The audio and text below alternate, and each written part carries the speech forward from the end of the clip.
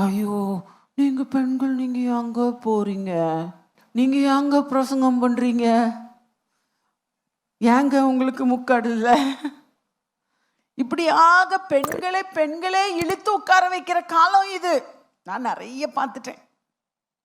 நான் ஒரு முறை லண்டன் போயிருந்தேன். நீங்கள் இந்த பேர் பிரீதா ஃபெல்தம் லண்டன் அடிச்சிங்கன்னா பார்க்கலாம். என்னை அடையாளம் கண்டுபிடிக்க மாட்டீங்க. நான் எப்படி இருந்தேன் தெரியுமா?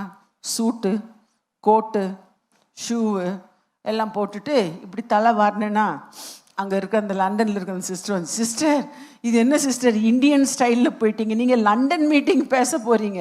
இந்தியன்ஸ் கிடையாது, எல்லாம் ஃபாரினர்ஸ் தான். 18 நாடுகளில் இருந்து வந்திருந்தாங்க. உடனே என் ஹேர் பின் எல்லாம் கழட்டி எனக்கு ஒரு மாதிரி ஹேர் ஸ்டைல் எல்லாம் பண்ணி, எனக்கு ஒன்றுமே தெரியாது இதை தவிர. 35 வருஷமாக இதே ஹேர் ஸ்டைல் தான். அப்போ அதெல்லாம் கழட்டி வேறு மாதிரி மாட்டி விட்டு எனக்கு ஒரு ஷூல் போட்டு பெர்க்மான் செய்ய சொல்லுவாங்களே, தப்பாக நடந்தாங்க. நான் தப்பாக தான் நடந்தேன். எனக்கு நடக்கும்னு தெரியல. அதில் ஹீல்ஸ் இருக்குது, எனக்கு ஹீல்ஸே பிடிக்காது. போட்டு எப்படியோ போய் நின்று அங்கே பிரசங்கம் பண்ணிட்டேன். அதை யாரோ இந்தியன்ஸ் பார்த்துட்டாங்கப்பா.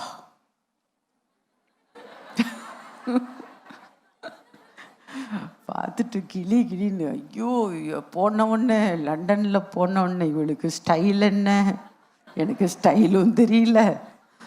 பெர்க்மான் சரியா சொன்ன மாதிரி நான் தப்பாக தான் நடந்தேன். எனக்கு எங்காவது காலு வலிக்கிறமோன்னு பயமாக இருக்குது. அங்கே அவங்களுடைய அவங்க கஸ்டமர் சூட்டு கோட்டு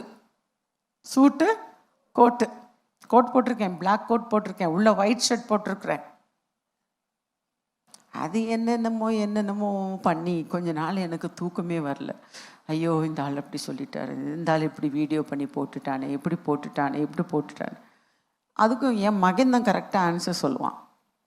வந்தான் ஒரு நாள், ஏன் மம்மி இன்னும் கவலைப்பட்டுருக்கீங்களா? ஆமாம் தம்பி கஷ்டமாக இருக்குன்னு. சரி மம்மி உங்களுக்கு எதுக்கு மம்மி கஷ்டம்? உங்களுக்கு நல்ல பப்ளிசிட்டி கிடச்சிச்சு மம்மி, ஃப்ரீ பப்ளிசிட்டி கிடச்சிச்சு மம்மி. உங்களுக்கு தெரியாதவங்க கூட போய் அந்த வீடியோ பார்த்து, இப்போ இந்த வீடியோ நிறைய பேர் பார்த்துருக்காங்க மம்மின்னா.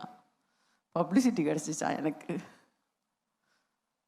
Take everything positive way.